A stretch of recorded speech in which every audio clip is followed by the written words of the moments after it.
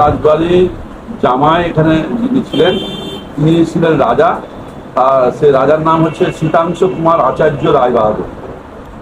উনি কি কানসাট রাজবাড়ির রাজা ছিলেন? কানসাট রাজবাড়ির রাজা ছিলেন। আচ্ছা আচ্ছা। এবং দীঘাপতিয়া নাটোর গণভবনের সে জামাই। আচ্ছা, কেদার বাবুর বাড়ি বলে এটা না, এটা কেদার বাবুর বাড়ি না, কেদার বাবুর বাড়ি ওইদিকে। আর এটা কানসাট রাজবাড়ি, কানসাট রাজবাড়ি, এটা রাজবাড়ি, জমিদার বাড়ি না। না। দস্যু সর্দার পণ্ডিতের অত্যাচার থেকে বাঁচার জন্য বগুড়ার করই ঝাঁকুইর গ্রামের জমিদার সূর্যকান্ত, শশীকান্ত ও শীতাংশুকান্ত পালিয়ে জমিদারি শুরু করেন। তার কারণে তারা সেখান থেকে বাধ্য হয়ে ময়মনসিংহের মুক্তাগাছায় এসে বসতি স্থাপন করেন। পরে আবার চাঁপাইনবাবগঞ্জের কানসাট নামক গ্রামে এসে বসতি গড়ে তোলে। আসসালামু আলাইকুম প্রিয় ভিউয়ার্স।